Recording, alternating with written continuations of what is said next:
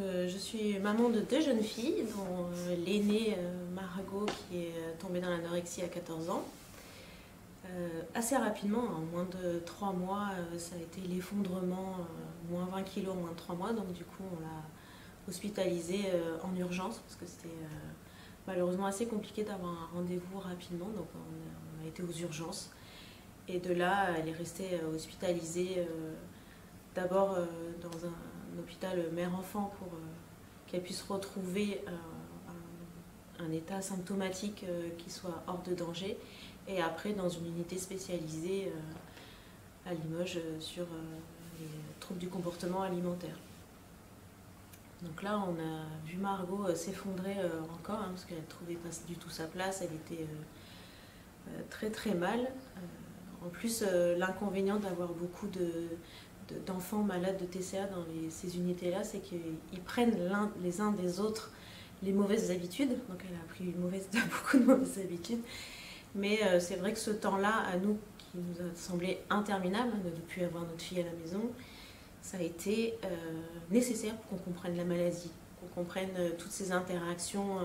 Et moi, cette maladie, aujourd'hui, je la vois comme une pieuvre, avec vraiment une tête qui décide de tout, et des tentacules qui entourent et étouffent ma fille. Et mon rôle, et le rôle des médecins, ça a été de la libérer de chaque tentacule, là, en prenant un pied, l'autre main, comme ça, pour essayer de la libérer, et qu'elle puisse respirer à chaque fois mieux et se sentir mieux. Donc, au bout de 11 mois, on a décidé avec le docteur Juteau de se lancer dans une nouvelle thérapie, qui est une thérapie basée sur la famille. Et en fait, ça a été un vrai soulagement pour moi de me lancer dedans, parce que j'avais vraiment l'impression de ne plus assurer mon rôle de maman. Là, je l'avais déjà dit plusieurs fois au pédopsychiatre en disant, mais en fait, je suis la maman, donc je suis son infirmière, je suis son institutrice, j'ai tous les rôles, quoi. Et là, j'étais vraiment dépossédée de la voir à l'hôpital.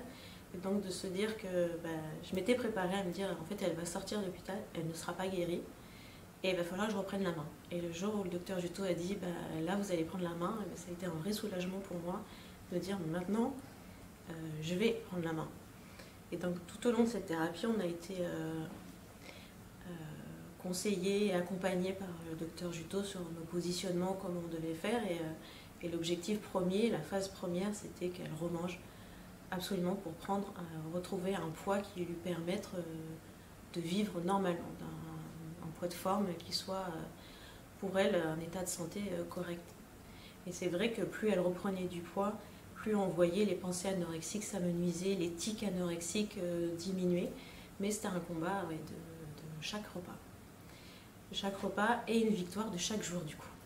Et ça fait du bien d'avoir des victoires et de se dire, toi, je t'ai battu une fois, un jour, et puis je te bats 2 jours, je te bats 3 jours. Et ça c'était très très motivant.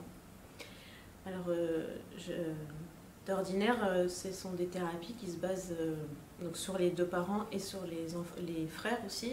Margot a une petite sœur qui a été très très présente, qui mettait beaucoup d'animation, qui racontait beaucoup d'âneries à table justement pour lever ce poids de table. Elle avait très bien compris son jeu et son rôle dans cette thérapie. D'ailleurs, souvent, quand on est pris par le rythme de la vie, c'était elle qui me disait « Maman, Margot va déjeuner, maman, Margot, il faut lui faire le goûter ». Et à chaque fois, du coup, elle avait super bien compris, et ça a été un vrai pilier dans la réussite. Moi, ce que je voudrais faire partager, c'est surtout comment se comporter avec son enfant qui est malade, parce que ça reste un enfant qui souffre du moment où ils ouvrent les yeux au moment où ils ferment les yeux le soir.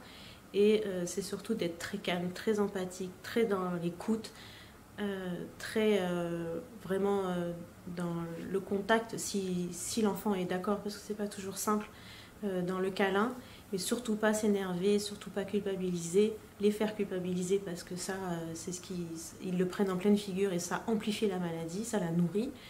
Moi, ce qui m'a aidé, ça a été de différencier, donc il y avait Margot d'un côté et la maladie de l'autre. Et quand c'est la maladie qui me parlait, en fait, je ne voulais pas lui parler. Donc je disais à Margot, quand tu voudras me parler, je t'écoute, je suis là. Mais c'est la maladie qui parle, je ne veux pas lui parler. Elle sort de ma cuisine, elle sort de ma maison, je ne la veux pas.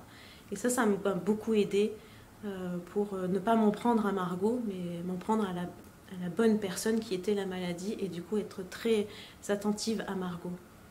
Voilà. Et on s'en sort.